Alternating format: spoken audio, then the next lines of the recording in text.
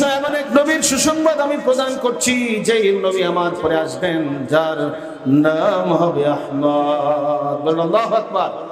নবীজির নাম আসমানে আহমদ, জমিনে মুহাম্মদ। সবচেয়ে প্রশংসিত নবী আমাদের নবী। বলেন আলহামদুলিল্লাহ। মুহতারাম হাজিরিন, এই হলো হযরত ঈসা আলাইহিস সালাতু ওয়াস সালাম। দুইজন নবীর ব্যাপারে সত্যায়ন করেছেন। একজন নবী হলেন হযরত মুসা আলাইহিস সালাম। মুসা আলাইহিস সালামের থেকে যে তাওরাত নাজিল হয়েছে, সেই তাওরাতের উনি সত্যায়ন করেছেন। এবং ওনার পরে আরেকজন পয়গম্বর, তিনি হলেন আমাদের নবী, দো জাহানের সর্দার সাইয়্যিদুল মুরসালিন মুহাম্মদুর রাসূলুল্লাহ সাল্লাল্লাহু আলাইহি ওয়াসাল্লাম ওনার সুসংবাদ দান করেছেন। আল্লাহু আকবার।